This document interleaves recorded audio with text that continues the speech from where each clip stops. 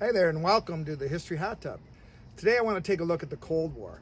In all my years of studying history, I thought calling what was going on between the United States and its allies versus the Soviet Union and its allies cold. It was really an inaccurate way to look at the conflict. But I guess that's why it's appropriate that I'm sitting in a hot tub to talk about the Cold War.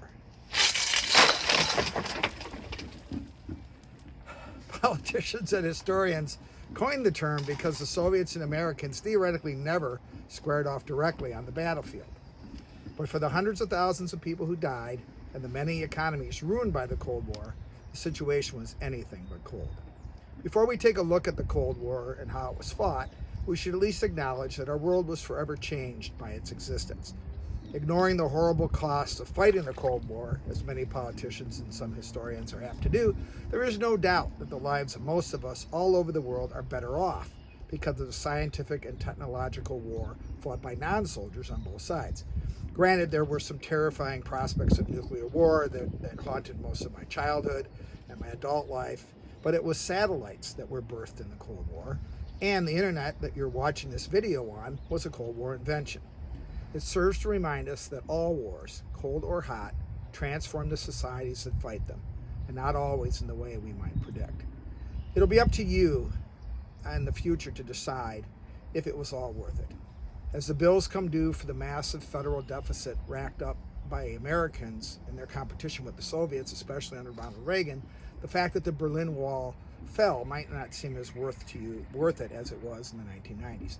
So let's go back to the beginning. If you were sitting in 1944 or 45, you would be among a massive majority of people who could not have predicted what was to come once World War II was over. After all, Stalin, Churchill, Roosevelt, and Truman stood side by side in a coordinated effort to beat the Nazis and the Japanese. Famous photos of Yalta and Potsdam showed the Allied leaders as a united front against fascism. Post-war plans to redraw maps to ensure the ultra-nationalist forces of Germany and Japan would forever be emasculated. Both sides even acknowledged the fundamental differences in their political and economic systems and decided, at least publicly, that those differences could be overcome in the far more important task of defeating the Axis powers. Roosevelt, Truman, Churchill agreed that the cost the Russians and the Soviets had to pay in both world wars required a post-war solution that would protect the Soviet Union from a third German invasion. In World War II, less than 1% of Great Britain's population died. In the United States, about 1/3 of 1%. The 27 million Soviet casualties represented almost 14% of their entire population. So spheres of influence were agreed to by both sides. The Soviets would be allowed extraordinary influence in Eastern Europe, and the Americans and British would have the same in the West and in the Middle East. Later, when Greek and Italian communists sought Stalin's help in overthrowing their governments, Stalin turned them down. He acknowledged that those two countries were in the Western sphere, and he had agreed not to intervene. In 1956, Churchill said, "Stalin never broke his word to me. We agreed on the Balkans. I said he could have Romania and Bulgaria. He said we could have Greece. He signed a slip of paper, and he never broke his word. We saved Greece that way. When we went in 1944, Stalin didn't interfere. When Stalin rolled the tanks into Hungary and interfered in Czechoslovakia, he was only doing what the Americans and British had agreed to let him do. This was real politics and not some crafty plan to take over the world." Now, before you start throwing things at your computer, please don't misunderstand. There are a lot of bad actors in the Cold War period on both sides, but certainly none as brutal as Stalin.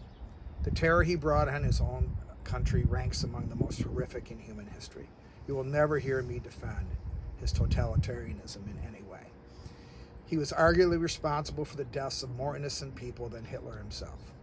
Historians generally agree that Hitler was responsible for about 45 million deaths. Depending on how you do the count, Stalin might have been responsible for 60 million. So despite their differences, if the Allies had a post-war plan in place, how did things so quickly degenerate into 50 years of competition, satellite wars, and economic ruin for so many? Obviously, piles of books have been written on this subject, but I want to focus on a couple of weeks in 1947 as the critical weeks in the start of the Cold War. Despite what you have read in history books, the American people were not united in their hate and fear of the Soviet Union as the war ended. Surely there were military men and businessmen who saw the Soviets as a direct threat to American economic and military interests. For instance, on May 18, 1945, General George Patton wrote in his diary, "In my opinion, the American army as it now exists could beat the Russians with the greatest of ease, because while the Russians have good infantry, they are lacking in artillery, air, tanks, and in the knowledge of how to use them, whereas we excel in all three of these. If it should be necessary to fight the Russians, the sooner we do it, the better." But Americans were rightly weary of war, and many understood the tremendous sacrifice the Soviets had made in defeating Hitler. In the years since the war, the Americans have rewritten themselves as having all the credit for the defeat of Hitler while downplaying the Soviet role. But no military historian, then or now, would question the Soviets' primary role in defeating the Nazis. Again, this does not diminish the sacrifices Americans made. On the battlefield and at home, Americans came together to fight Hitler, but they were certainly not alone and certainly did not pay the highest price in achieving that outcome. But back in 1947, as countries began to dig out of the rubble of the war and the United Nations began to seek solutions for maintaining peace, American capitalists saw great opportunity in rebuilding Europe, and not just of our allies. Japan and Asia and Germany and Europe were the benefactors of massive aid in an effort to rebuild markets for American goods. To the Russians, this was a terrifying prospect. While the Russians were denied the billions in aid promised to them by Franklin Roosevelt, they watched as the Americans united the fragmented western sections of Germany and give aid in the billions to rebuild the enemy they so feared. It's not hard to see how someone as allegedly paranoid as Stalin would see a revitalized Germany as a real threat. He had 27 million graves to remind him, and another 3 million from the war to end all wars. At the same time, repressive regimes in Greece and Turkey were beginning to look like hotbeds of revolution. No one can doubt the strategic importance of Greece and Turkey to the flow of oil to American industries. The Bosphorus and the Dardanelles were the focal point of European conflict since before humans even knew what oil was good for. But now, control of that area was vital to any country with an industrial and military base. There was no defending the Greek and Turkish regimes on their human rights records because they were really atrocious. But an American president in 1947 couldn't go in front of the American people and say, "I need your sons to go off and die for oil," any more than an American president could do that in, let's say, 2003. As the rebels in Greece, who were definitely communist despite Stalin's refusal to help them, looked like they might overthrow the repressive regime that was friendly to the Americans, Truman spoke to Congress. The very existence of the Greek state today is threatened by terrorist activities of several thousand armed men, led by communists, who defy the government's authority at a number of points, particularly along the northern boundaries. At the present moment in world history, nearly every nation must choose between alternative ways of life. The choice is too often not a free one.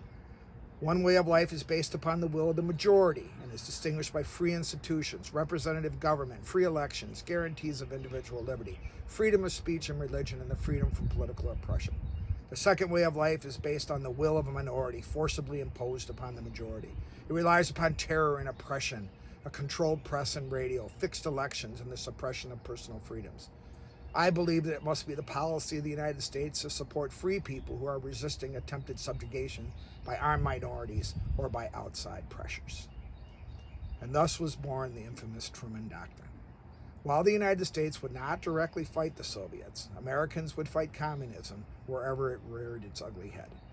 It didn't really matter if the people of these countries saw communism as a better option than the repressive regimes they were living under. All that mattered is that the United States could create the boogeyman and the American people would fight it. As I mentioned earlier, not all Americans were buying this.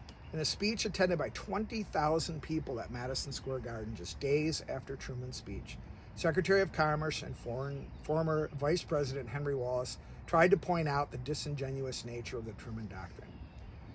"We are here tonight because we want peace," he said. "We are here tonight to state that the Truman Doctrine endangers peace. Our soldiers did not win one war in order to fight another. Our workers and farmers toiled for freedom, not for fear. Our dead did not bequeath to their children a legacy of death. The world is hungry. The world cries out. Not for American tanks and guns to destroy more lives and leave more hungry, but for American plows and food to fulfill the promise of peace. The world is afraid. The world cries out. Not for an American crusade in the name of hatred and fear of communism, but for a world crusade in the name of the brotherhood of man. And later in the speech, Wallace tries to point out the hypocrisy of picking Greece and Turkey as the place to make a stand. 19 days ago, the president told the Congress that the people of Greece were hungry and needed our help. Was this news to the president? Every responsible member of the government has known since the war ended that Greece lies in ruin and famine was at the throat of her people. Every responsible member of government and every member of Congress knows today the hunger, the poverty, the devastation with writhes over Poland, Italy, Yugoslavia, the Ukraine, and White Russia. 70% of the livestock of Poland has been destroyed. The children of Italy and Yugoslavia wear rags for clothes. Millions of people of Central Europe have no shoes to wear. 10 million people in the Ukraine are homeless. Do these facts constitute a crisis? Or is a man's belly empty only when his mind is full of approved thoughts? Famine anywhere endangers plenty everywhere. The needs of a desperate people are being exploited, just as the generosity of the Americans is being exploited for other ends. The truth is the president and his Republican backers are less concerned with the needs of the people in Greece for food than they are for the needs of the American Navy for oil. The plan to contain communism is really secondary to the push for oil. America is rich in oil, but thinks it needs more for the greatest Navy and Air Force in the world.